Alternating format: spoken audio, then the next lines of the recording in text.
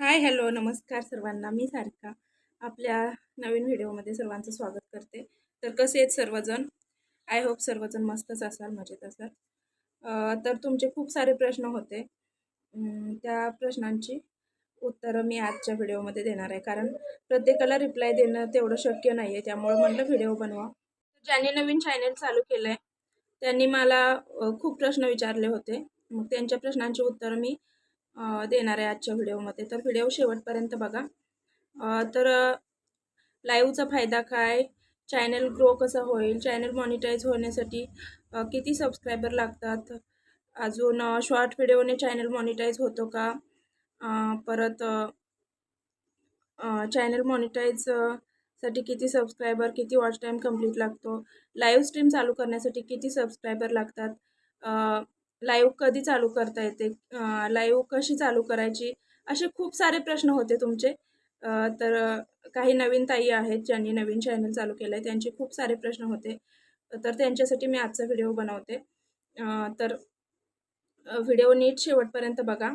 आणि मी माझ्या म्हणजे मी कसं स्टार्ट केलं चॅनल, लाईव्ह स्ट्रीम कशी चालू केली, माझा अनुभव सांगणार आहे. तर शेवटपर्यंत व्हिडिओ बघा. मी एक एक प्रश्नाची उत्तरं देते तुमच्या. तर पहिला प्रश्न होता, लाईव्हचा फायदा काय? तर लाईव्हमुळे आपण चॅनल चालू केल्यानंतर आपल्याला माहिती नसतं लाईव्ह कशी चालू करायची. तर लाईव्हमुळे आपण नुसते व्हिडिओ पण टाकतो, शॉर्ट व्हिडिओ पहिल्यांदा. लाँग व्हिडिओचा पण वॉच टाईम काउंट होतो आणि लाईव्हचा पण वॉच टाईम काउंट होतो. कारण चॅनल मॉनिटाईजसाठी पहिल्यांदा सांगते मी, चॅनल मॉनिटाईजसाठी 4,000 तास वॉच टाईम आणि 1,000 सबस्क्रायबर कंप्लीट पाहिजे, तर चॅनल मॉनिटाईज होतं. तर त्यासाठी आपल्याला लाईव्ह स्ट्रीम घेणं खूप गरजेचं आहे, कारण लाईव्ह स्ट्रीमचा वॉच टाईम काउंट होतो आणि लाईव्ह स्ट्रीमने सबस्क्रायबर पण वाढतात, म्हणजे आपला चॅनल ग्रो होतो थोडक्यात.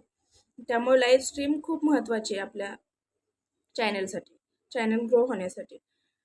तर लाईव्ह स्ट्रीमचा हा फायदा आहे. आणि दुसरा क्वेश्चन होता की एका ताईंचा, लाईव्ह स्ट्रीम कधी चालू करता येते? तर लाईव्ह स्ट्रीम चालू करण्यासाठी आपल्या चॅनलवर 50 सबस्क्रायबर आपले कंप्लीट पाहिजेत.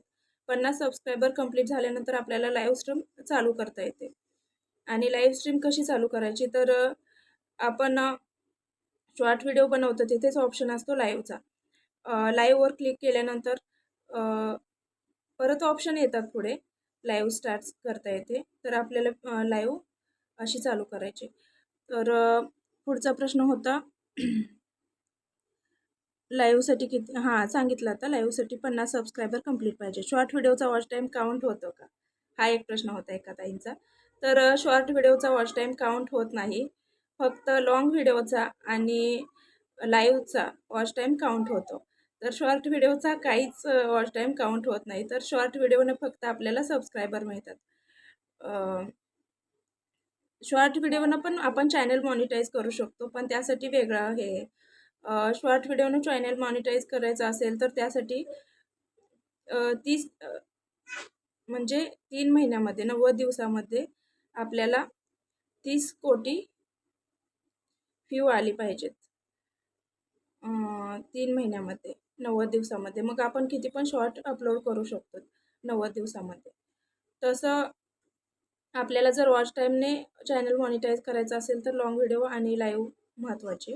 आपल्याला जर नुसता शॉर्टने चॅनल मॉनिटाईज करायचं असेल तर आपल्या शॉर्ट व्हिडिओला भरपूर व्ह्यू आले पाहिजेत, कारण 30 कोटी व्ह्यू आपले 3 महिन्यामध्ये कंप्लीट झाले पाहिजे, तर आपला शॉर्टने चॅनल मॉनिटाईज होतो. शॉर्ट व्हिडिओमुळे पण होतो, पण त्यासाठी भरपूर व्ह्यू यायला पाहिजेत आपल्या व्हिडिओला, कारण आपला नवीन चॅनल असला ना व्ह्यू येत नाहीत जास्त.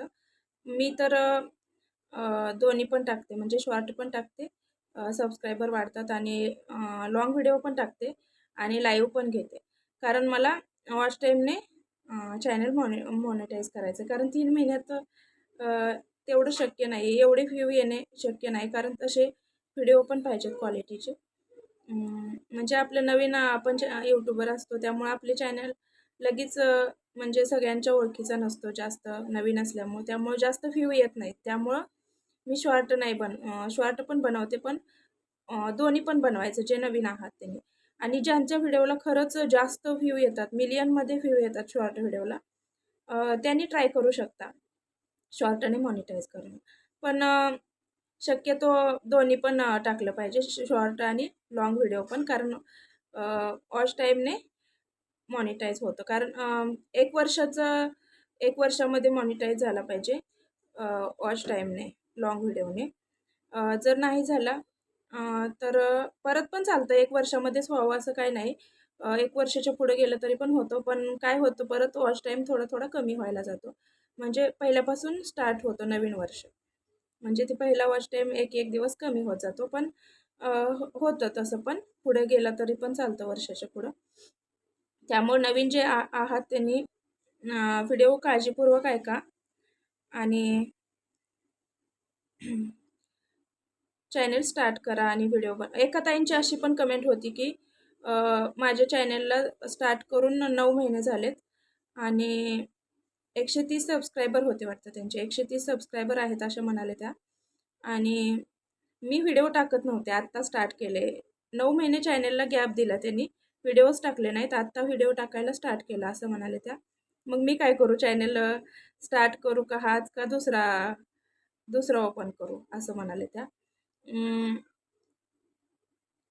त्या ताईंसाठी मला सांगायचं आहे की ताई, तुमचा वॉच टाईम असेल ना, मग तुम्ही राहू द्या, हाच चॅनल राहू द्या, त्याच्यावरच व्हिडिओ रेग्युलर टाकत चला अजून. कारण 9 महिने झालेत ना, 1 वर्ष व्हायला टाईम आहे. सबस्क्रायबर पण आहेत तुमचे 130 का काय. मग दुसरा स्टार्ट करण्यापेक्षा याच्यावरच बनवा. पण रेग्युलरी बनवा व्हिडिओ, गॅप देऊ नका आता. लाईव्ह पण घ्या म्हणजे चॅनल ग्रो होईल.